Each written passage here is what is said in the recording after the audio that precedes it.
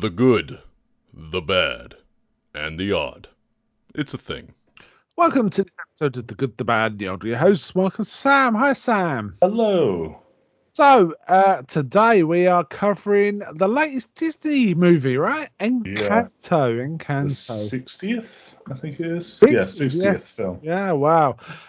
So, from 2021, it's on Disney Plus, right? I don't know if it ever got a theatrical. Or It did get a theatrical. I remember seeing trailers, posters up for it. But it's just flat out on Disney Plus at the moment. So. Yeah, no charge or anything.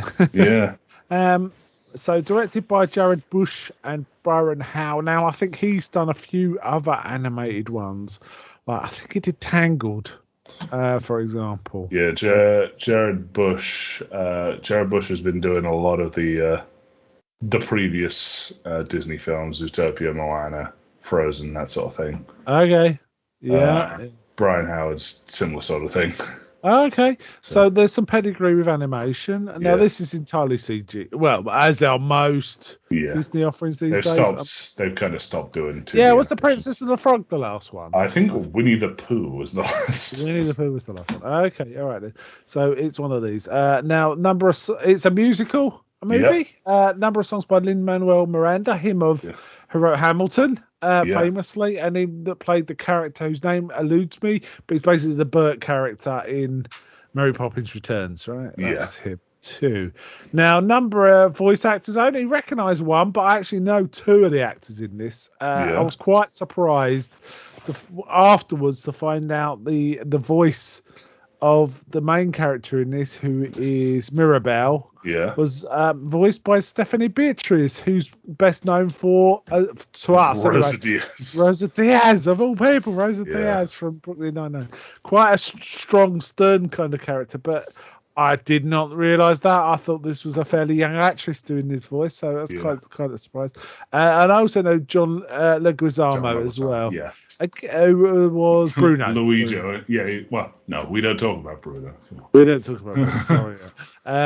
So it concerns, just to give a very brief overview without getting into spoilers too much, a family in, I think, Colombia, certainly in South or Central America.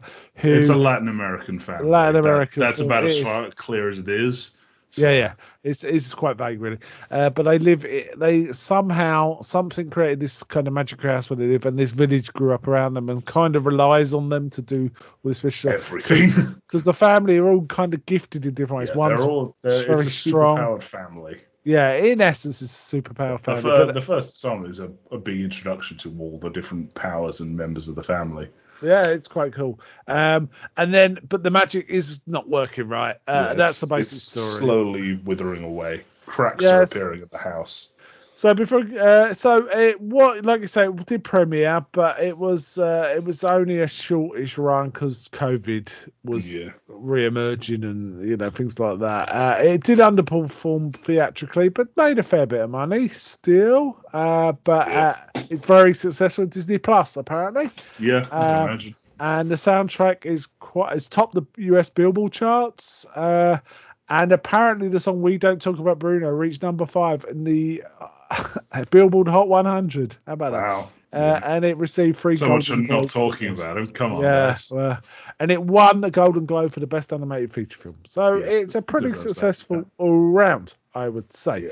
Right, we're going to get into spoilers. I don't think it really matters, to be honest, but we are going to get into spoilers. But before we start talking about the story in detail, Gerald, what did you generally think of it? I really like this film.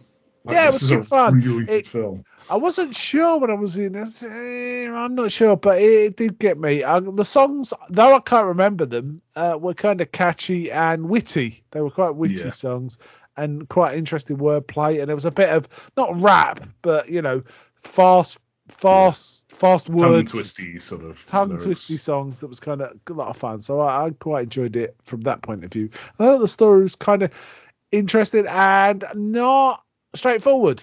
So you couldn't quite tell what was coming on, because when I first saw it and you saw these different, they're going to have to use all their different powers. Yeah. And it doesn't quite. The powers don't really come that much into it. So. I mean, they are definitely set up for a sequel. That's given. You could do a TV show very easily off of this. Yeah, yeah. There's all sorts that could come off this. So yeah. All right. So spoilers from this point, right? Okay. So we do get right at the beginning the matriarch of the family, the grandma, abuela, telling us that she had to flee with 3 babies, with her husband from horrible horseman type. The whole that's that's all that we really see of who they were fleeing from. It's just guys on horses with swords. Yeah, but as her husband sacrificed himself, she had this candle which suddenly turned into like a weird magical candle, and then built up like mountains all around them. It built a big barrier around where they were. Yes. And then also built this magical house they call Casita that can move and do. It's self-aware. It can't move. It can. All of its parts are animated. It can't move its location. No, but it can move floorboards and tiles and all sorts. And it's really cool. Really cool. So the miracle that holds the family, and it turns out what happens is everyone in that family, when they reach a certain age, I think it's 5 years old. Yeah, they get conferred a special gift. So we got one who's super strong. We got one who's got very good hearing. We got ridiculously good hearing. Yeah. One who can make flowers appear. One who can change form to look like other people. Yeah, Camellia, which is probably the best, most appropriate name. So. Yes. And all sorts of, but Bruno, we find out, no one talks about Bruno, has the gift of precognition, but they also think he causes bad things to happen when he predicts them, right? So it's a bit of an outcast. So Mirabelle, there's a song about all the gifts, as you say, but we find out Mirabelle's the only one that hasn't had the gift, and no other children have come up behind her yet. So everyone's kind of quite tense about whether the gift is... It's fading. The ability to get the gift is gone. They don't know. And with her new youngest cousin, his ceremony for being gifted his powers are coming up. So everything's kind of tense. But the matriarch of the family doesn't really want Mirabelle to attend. It's kind of done in not a horrible way, but it's kind of like, well, that seems a bit. Well, why can't she attend? That's what I was thinking. But she kind of. But he does get his powers, doesn't he? This one. Yeah, he does get the animals, basically.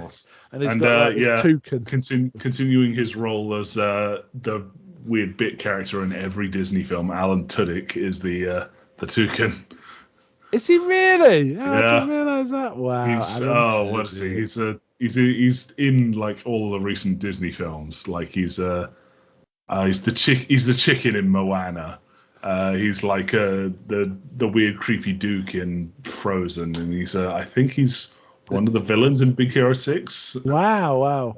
I did watch a web series with him a couple of years back, which was quite good, about his life after Firefly and how he was like a failed actor who, was always under the... And it was funny. It was Yeah. Quite good. I quite liked it. Anyway, I can't remember what it's called though. So we're this new kid. This is 50 years on, and also Bruno's disappeared. There was also a tower in the house called Bruno's Tower, which is kept locked. Yeah, they all have these magic doors that show what their power is, and they have these TARDIS-esque rooms beyond. Yeah, and we do see expand infinitely. We see we only see 3 of them. We see Bruno's. Yeah. Which is a huge sandy tower. Yeah. We see Isabella's, who's the flower one, whose room is just a big sea of flowers. And unicorns, mules with unicorn horns, or things like that, weird stuff like that, right? And we do see later on in the film the flashback of what happened at Mirabelle's when she was 5. The door just disappears, right? Yeah. The door just disappears. She has to live in the nursery. And it turns out later on that somehow Mirabelle was in the middle of a prediction that Bruno precipitated, which was about... Bruno made the prediction that somehow she was going to be involved in either the destruction or the repair of the family house. And this led to the matriarch, who's... Alma. He made this prediction and left before he could tell the rest of the family, because he didn't want to put that on on the kid. Oh, I thought Alma, the grandma, knew it too, which is why she didn't look so favourably on Mirabelle. No, I was confused. She asked him to make the prediction, and he left. He made it, didn't tell anyone, and left. So, well, I say so he left. wouldn't have to tell. He wouldn't have to tell. He didn't want to put that on a kid, but he still loves his family, so he couldn't do that to her. So he smashed the prediction. His predictions come out in the form of like glass panes with the image on them. Yeah. And so he smashed it and hid it in his room. And no one else could really get into his room aside from Mirabelle, I guess. So it's while they're all at this party and Mirabelle isn't, and she's in her room, she starts seeing basically. She hears a tile fall off the roof. Yeah, a tile falls off the roof, which is like, as soon as I saw that, I thought, oh, the house is not well. That's what I thought. Yeah. And then we saw other things. We saw cracks appearing all over the house. She ran and warned everyone, but when they came out to look, and as we said, it's not just the family, it's the village as well. The whole village is able to, this is what I said, it's a TARDIS-esque room. The whole village is able to get into the youngest kid's room. Kid's room. So they come out and Alma is sort of, no, the magic's still strong, don't worry. It goes off, and she's not that happy with Mirabelle really. So they kind of don't believe her. And then one of the cousins who's got super hearing, she says, I heard Louisa is the strong. Louisa's the strong one. She says, I could hear Louisa's eye twitching all night. And then Mirabelle goes and talks to Louisa, who's denying everything. She's rounding up mules. She's under pressure. She's basically doing all these. People saying, can you divert the river? Sure. Can you round up these mules? Sure. But her eyes twitching. And she did say, she's basically. Her song is called Surface Pressure. So it's talking about how it's basically a song about imposter syndrome. She doesn't think she could do it anyway. It's just like what is my worth without my strength? And if the strength is going, I'm worth nothing. So and she's nervous because she says, I felt weak when you came and told us about the cracks in the house. Like she realised she'd lost her powers a bit. Yeah. So from this, let me think. Mirabelle then breaks into Bruno's tower. Yeah, because she apparently. Louisa knows that Bruno was asked to make a prediction, and so that's why she goes to the tower, and then she finds this the prediction, and they piece it together during a song called "We Don't Talk About Bruno." We don't talk, and it's this green glowing thing, and these it's a green glowing glass pane, and all this sand's raining down while she's trying to recover pieces. So it's a bit scary for younger it's a bit kids. Indiana Jonesy. Yeah, it's very Indiana Jonesy, and it would make smaller children a bit anxious. I think this is the one bit of the film which might cause a small child to become anxious. I think. But otherwise, it's pretty good all the way through, I'd say. There's no real villains in it, is there? It's just this power's fading. So there's none of the silly Disney secret villain stupid. No, there's none of that. Oh, we should also mention her other sister who can conjure up flowers is getting engaged to this. Yeah, she's this bloke that everyone keeps referring to as, certainly the kids refer to as like a bit of a himbo. It's a bit of a himbo, right? Yeah, it's a bit dumb. Best term. Yeah. Excuse me. So that she manages to get out with all the bits of the pattern. Yeah, and so she very shortly thereafter asks her aunt what was Bruno's deal, why don't we talk about Bruno? And so we get the whole song explaining, Bruno comes and messes stuff up. He makes like these predictions and things happen. And it's a really good song. I do recommend listening to it while you're watching the film. Watch the film to see it first. Yeah, it's very good. So Mirabelle gets out with all the bits. Also, Louisa is definitely getting weaker. So we find out Isabella is the older sister who can do flowers, who's like a proper Disney princess type, perfect. And she actually does sing a bit of a song about having to live up to perfection, actually, at one point. They have a whole... Basically, Mirabelle puts the prophecy back together, the prophecy glass thing back together. Realizes, like, it's showing her, like, her stood in front of the house and it's cracking and rehealing. And her dad comes in at that point, dad right? finds out, and he's like, "Okay, we don't tell anyone. We can fix this ourselves. Like, no one needs to know." And the door slightly comes ajar, and the sister who has incredible hearing, the cousin who has incredible hearing, is Dolores. stood outside. And she runs off, and and then you just hear tell everyone, she's like, "Oh no!" And then the second she's out shot, "Hey, dinner's ready." It's like, oh no! So they're all sat at this very tense dinner, while the grandmother is trying to put across to the what's his name, Mariano. Yeah, Mariano. And his grandmother. I'm not quite sure their relation, but yeah. The family's fine. The magic is all fine. But as like word slowly gets around the table, that all the gifts start going nuts. So the animals go Camellia mad. starts shapeshifting. The animals go nuts. Pepper, who's the one who controls the weather, a storm slowly forms over her head. Oh yeah, I forgot her. Yeah. She because Bruno was related in messing up her wedding from her perspective. Because he mentioned it might rain or something. He says like, "Oh, it looks like rain," and it got in her head, and because she got stressed out, there was a hurricane. In the middle of her wedding, so she's annoyed at Bruno for that. Yeah. So basically the whole thing goes chaos. This proposal gets all wrecked and stuff like that. Yeah. But then Mirabelle, does a rat steal one of her pieces of? Yeah, a rat steals one of the glass. So she starts chasing these rats, and then she sees a figure, and she leads into a gap in the wall, and there's like a full walkway between the walls of the building, and Bruno is stood there. Yeah. And he's initially quite menacing, but very quickly. Weird, right? He just saying weird things. I didn't do this, so and so did this, and he talks about how he's been patching up the cracks in the house on the inside and stuff like that. Yeah. And also, she really kind of sweet but like really sad bit where he's got like a seat that if you look through a hole in the wall, you can see it's like behind. It's in line with the family table. So he can pretend to be eating with the family. I've seen a few videos. You can actually, when the storm is going on during the proposal dinner, you can see Bruno looking through the cracks in the wall. Oh wow! There's a couple of bits where you can see him also, like during the "We Don't Talk About Bruno" song, just walking around on the upper levels of the house. Right. That's cool.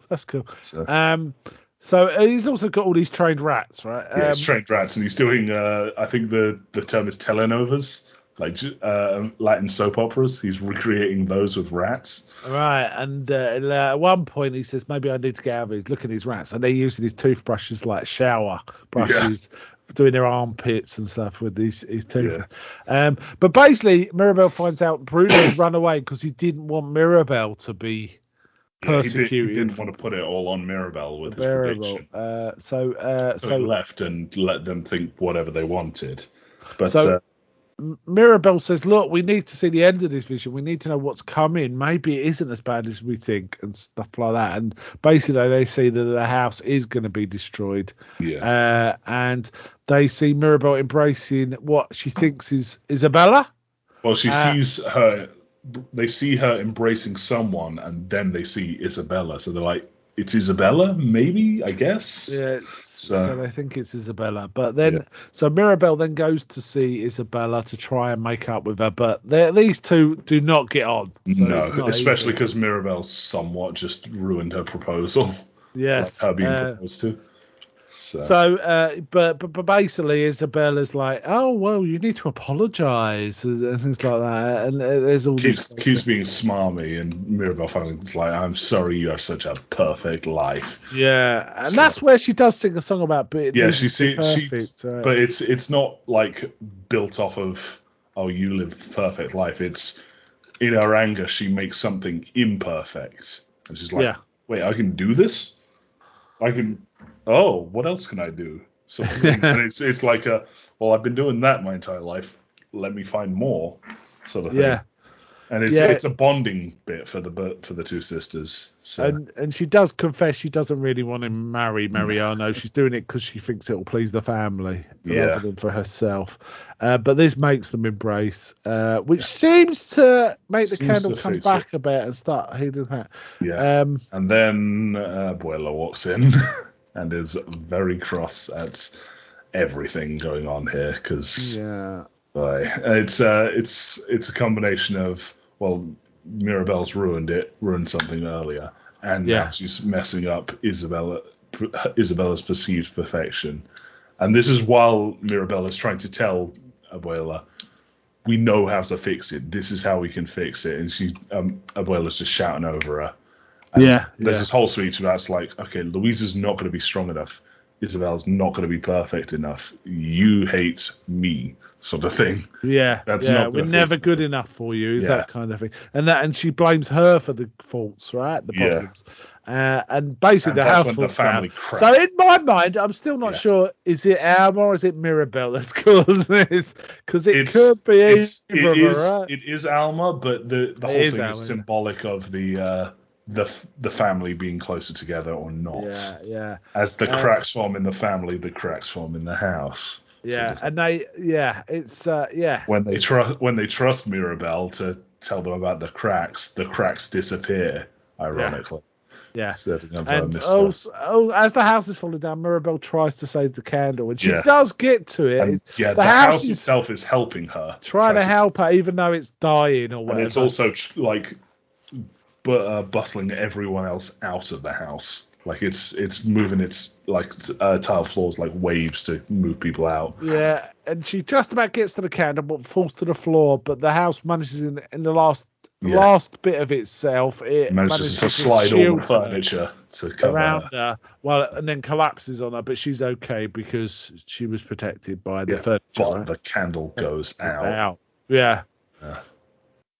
So Mirabelle kind of just runs off then and goes and hides, doesn't she? Yeah. I should say it's not just the house that cracks; it sends a crack all the way through the mountains around the village. Yeah, which indicates their protection might be disappearing too. Yeah. But Alma then goes looking for Mirabelle and finds. They're all looking for Mirabelle. Yeah, that's right. And Alma's the one that finds her, and she happens to find her exactly where her husband Pedro died.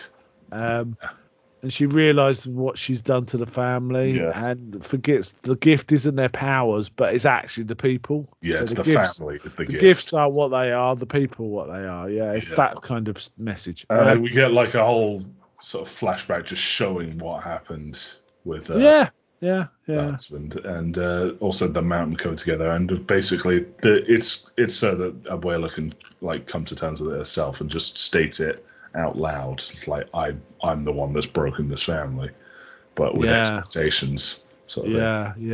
And then Bruno turns up and he's angry. Bruno turns up and he immediately tries to take the blame for the whole thing. It's like he tries to be this mustache twirling villain. He's like, I'm the one that tricked her, haha, because no one likes Bruno. And Alma just hugs him and goes, Brunito. And it's like, so come back to the family, So they have like a sing song about as they rebuild the house with the help of the village. And it's sort of we all need to do some work sort of thing. Yeah, the village is all mucking because of all the good things the family have done for them. But they give Mirabelle a handmade doorknob with an M on it for Mirabelle, presumably. Yeah. But when she puts it in the front door, it becomes the new casita. It actually magically regenerates, which means that the family are back to how they were. Yeah. But Mirabelle and Bruno are now part of it. So the family's here. I presume that this means that the front door is now Mirabelle's door. So well, M could be for Madrigal too, the name of the family. Yeah, well, all the doors have like a Madrigal M thing on them, but the front door now has a picture of Mirabelle. So she's she's magic is the casita. She's also the only one other than the grandmother who talks directly to the casita. So it was. I like this film. I thought it was really good. It didn't do what I was expecting at all. Like I say, I thought the magical powers was going to come in the form, going to precipitate in some sort of conflict, and they'd use their magical powers to fight back. Yeah. I also thought the toucan was going to be a much bigger thing. There was one bit where she goes into Bruno's tower and the toucan turns up, and I thought the kid who could talk to the animals was also sneaked in behind us. I thought that was going to be a thing, but that wasn't the case. It was funny. The toucan just flew off as soon as his head. She called it a coward. She called it a coward. Yeah. So that was funny. So an interesting story, unconventional. It's quite a long film, hour and 50 minutes nearly. But I think it'll kill children. 102 minutes. So. Is it? I thought it was 149. Sorry, 109. No. Well, it says 102 minutes on Wikipedia. I'm guessing it's probably like the different language credits on Disney Plus. Maybe. Yeah, maybe. Yeah, it does say 102. That's weird. It was 149 when I ran it. Okay, doesn't really matter. So animation was good. Animation was good. A lot of the animators are talking on Twitter and showing how they did it, and it's really interesting to like read. See if you can find like the Encanto animators talking about their process, especially during the Amazing Madrigals song, because it's a lot of like choreographing and such. And there's footage of the references they used during the Bruno song. So. Okay, it was those songs were very richly layered in terms of the animation. Yeah. In fact, the animation did remind me of Moana quite a bit, actually. Yeah. In many places. And luckily, it didn't go for trying to go for photorealistic, so it didn't have that uncanny valley feel at all. Yeah. So that was good. I really liked it, and I liked the characters, and I thought it was an interesting film and a good addition to the Disney canon. It's funny how Disney softens over the years. I was thinking back how like harsh Bambi was, the death of a mother and stuff like that. They're kind of avoiding that. There was a little peril when she was in Bruno's tower. But it kind of got resolved. It was kind of sweet. It was sweet around. I much prefer this to their live action productions they're doing at the minute. Mostly. There's a few decent ones, but not so much otherwise. But it's nice to see something original. So I greatly enjoyed this. I haven't really got much more to say about it. Other than it's a good watch if you've got small children. Like trivia notes thing I have is like trivia. So like most of the cast also do the dubs for like the Latin American dub. So. Sweet. And a few of them do like extra dubs as well. So. All right. This was quite a sweet film all round. What would you give it in your score system? Oh, I'd give it 8 or 9. 9, I'm going to go with. 9. That's high. I'd give it a 7. I didn't think it was as memorable as some of the other Disneys, but it was a good, solid film. It's 7 going on to 8 rather than 7 just above 6, if you know what I mean. But I think it's something I'll rewatch, but not for some time. I have to say, it felt a bit weird watching such a film without children, because I'm used to watching this kind of thing with children. So it was odd to watch it distinctly, but I did enjoy it quite a bit. I think it had some interesting and positive messages, and it was a happy film. Which is cannot be underrated in this day and age. Yeah. It was very escapism and colourful and charming, really. Yeah. Okay, I think that's all I've got to say. Really. Any final thoughts? No, not really. I'm kind of said all I wanted to. So. Okay, then let's wind up there. Then. So, bye from me. Bye.